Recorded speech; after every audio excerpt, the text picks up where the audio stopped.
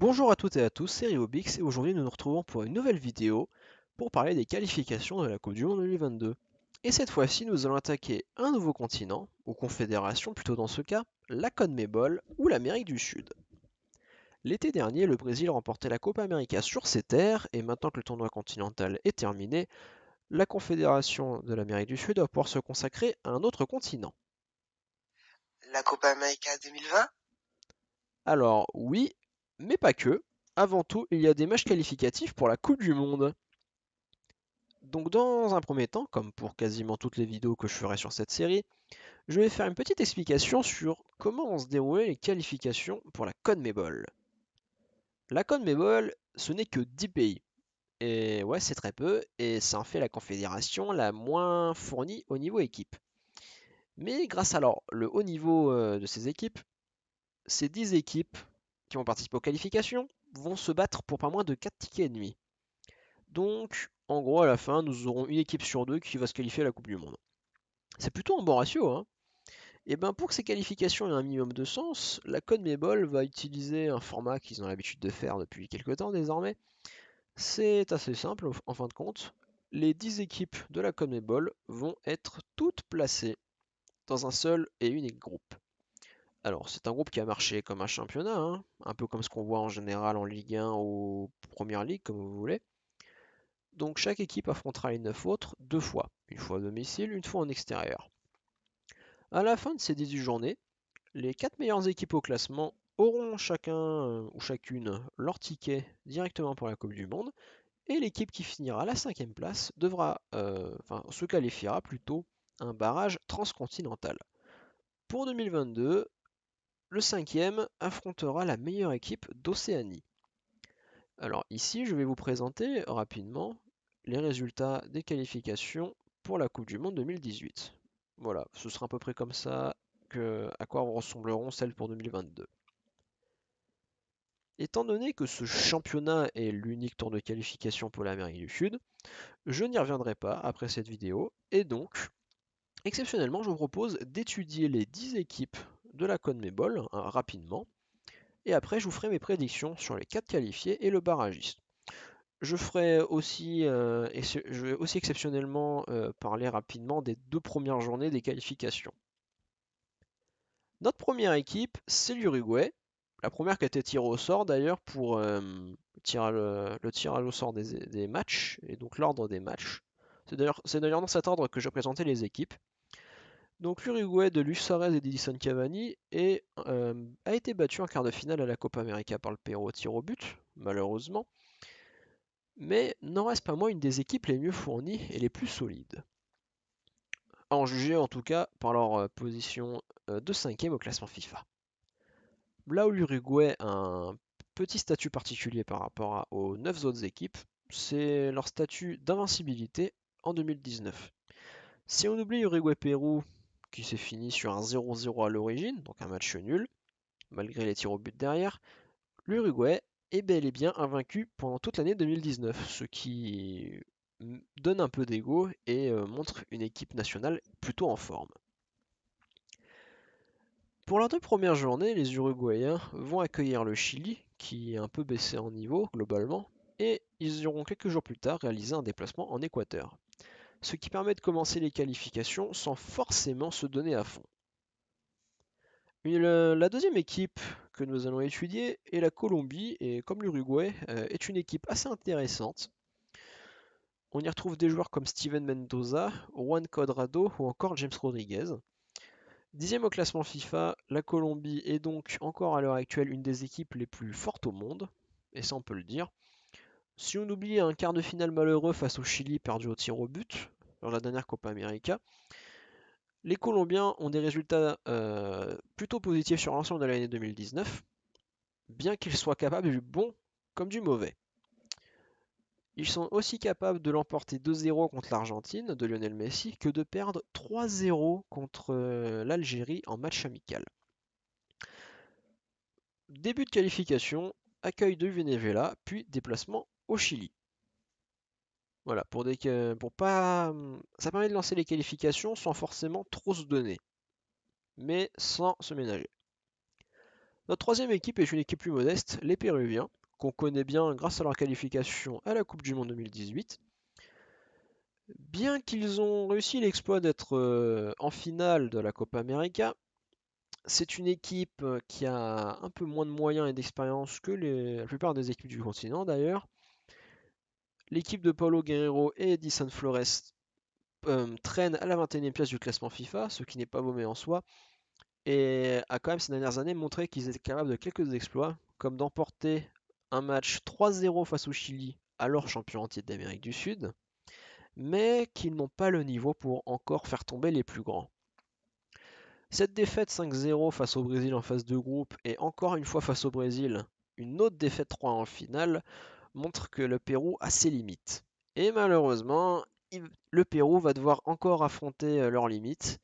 En effet, bien que le match d'ouverture face au Paraguay soit jouable pour les Péruviens, le deuxième match à domicile face au Brésil risque de lancer une série noire entre les deux équipes. Brésil que nous allons étudier en quatrième. L'équipe de Neymar Junior, de Firmino et j'en passe beaucoup est la troisième équipe au monde et donc actuellement la meilleure équipe de la CONMEBOL en plus de leur statut de champion en titre. Donc forcément l'équipe est en pleine forme et sont logiquement les favoris pour ces qualifications. Si on oublie deux légers accrochages face au Pérou et l'Argentine en amicaux en fin d'année, les Brésiliens sont en grande forme et avec un effectif doré et largement capable, les débuts de qualification semblent largement en leur faveur. En effet, accueil de la Bolivie à domicile et un déplacement au Pérou pourraient largement donner de très bons points et donner une petite avance favorable au Brésil avant la Copa América pour défendre leur titre continental. En cinquième équipe, je vous propose le Venezuela, qui est une équipe légèrement, non pas légèrement, très très modeste plutôt. Et ce n'est pas n'importe quelle équipe dans ce continent. Pourquoi? Parce que c'est la bête noire. Alors pourquoi la bête noire? La Venezuela, historiquement, est une des équipes les plus faibles du continent, sur tout le long de l'histoire de la CONMEBOL. C'est l'équipe qui réussissait globalement le moins bien en qualification, et encore plus noire pour noir sur le tableau, c'est la seule équipe de la CONMEBOL qui ne s'est jamais qualifiée à la Coupe du Monde. D'où le statut de bête noire. Cependant, peut-être que les beaux jours de Venezuela arrivent enfin, car cette année 2019 a montré une évolution du Venezuela.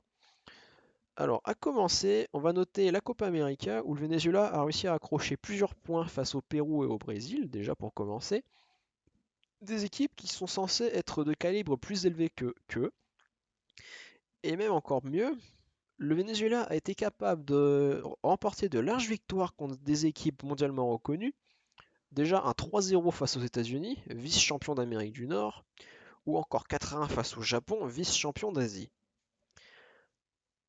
Leurs efforts ont quand même assez payé parce que grâce à toutes ces matchs, toutes ces victoires et matchs nuls contre des équipes de plus haut calibre leur ont permis de grimper dans le classement FIFA au point que sans jamais avoir eu de qualification en Coupe du Monde, cette équipe trône à l'heure actuelle à la 25e place mondiale.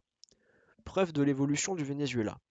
Peut-être que leurs efforts et que leur montée en puissance va donc s'accentuer avec ce début de qualification. Déplacement chez leurs voisins en Colombie, puis accueil du Paraguay à domicile. Si la Colombie semble encore aujourd'hui être un match assez compliqué pour cette petite équipe, le match contre le Paraguay permettrait de récupérer en tout cas les premiers points pour les qualifications.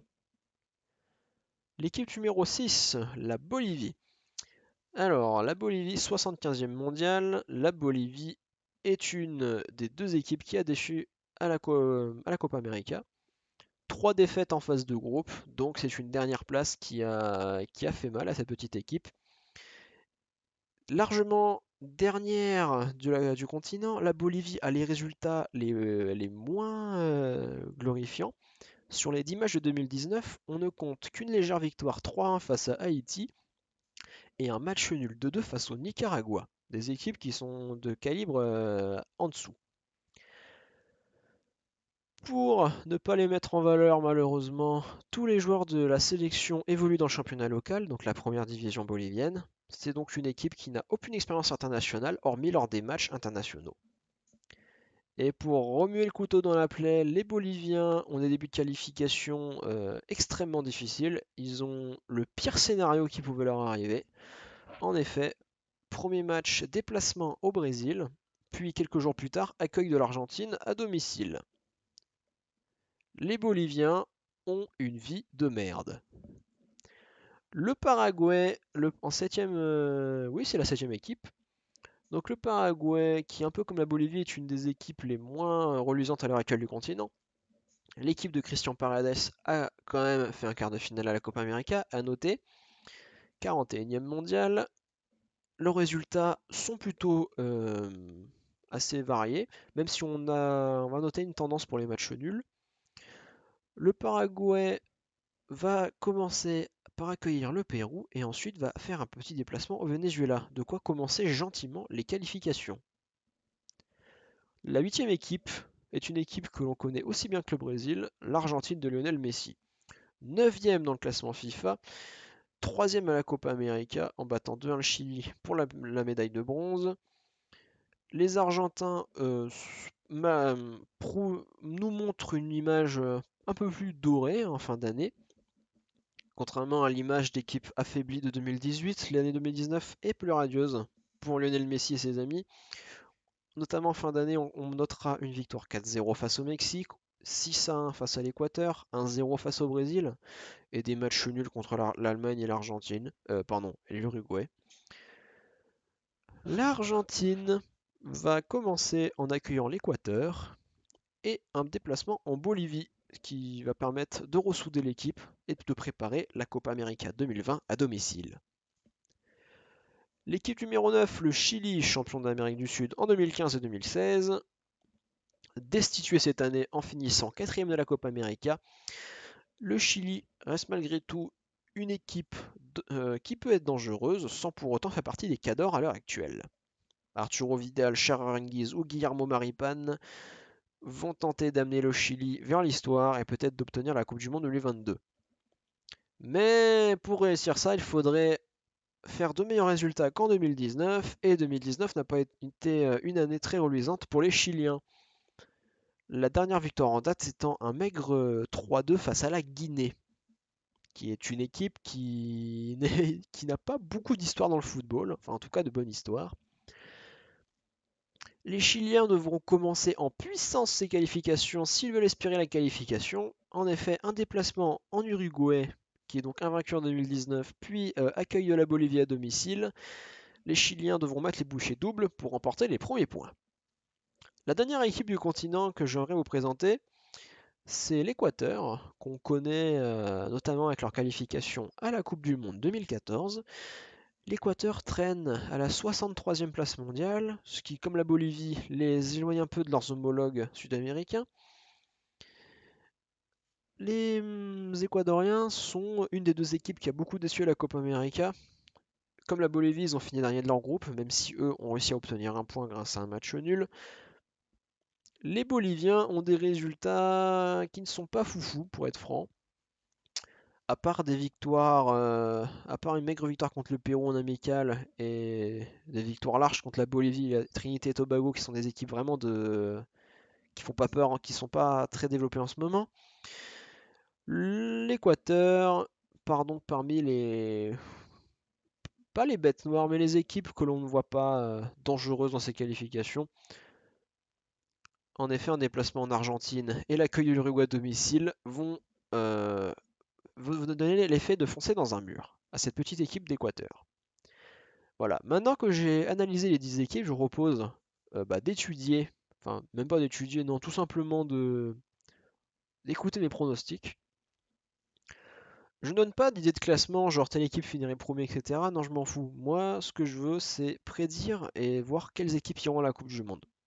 Selon moi, les 4 équipes qui iraient à la Coupe du Monde seraient le Brésil, donc l'équipe championne en titre d'Amérique du Sud, l'Uruguay et l'Argentine, qui sont aussi les deux cadors qui ont déjà soulevé le trophée mondial, ainsi que la Colombie, qui, hormis les 3 premiers, est peut-être l'équipe la plus capable du continent. Pour le barrage, je verrais bien le Pérou, ce qui, au total, donnerait pour moi le même scénario qu'en 2018. Pour moi, je pense qu'on retrouvera un scénario similaire à 2018. Éventuellement, je verrais bien le Chili prendre la place du Pérou, mais je vois plus le Pérou aller en barrage. Après, je peux me tromper. Pour pousser le jeu encore plus loin, je dirais que le Venezuela, sans toutefois se qualifier, risquerait bien de nous surprendre en qualification. Voilà, c'était tout pour cette vidéo pour la CONMEBOL, qui est d'ailleurs la seule vidéo qu'il y aura sur ce continent, hormis les barrages. Merci de l'avoir regardé jusqu'au bout, et je vous souhaite une bonne journée.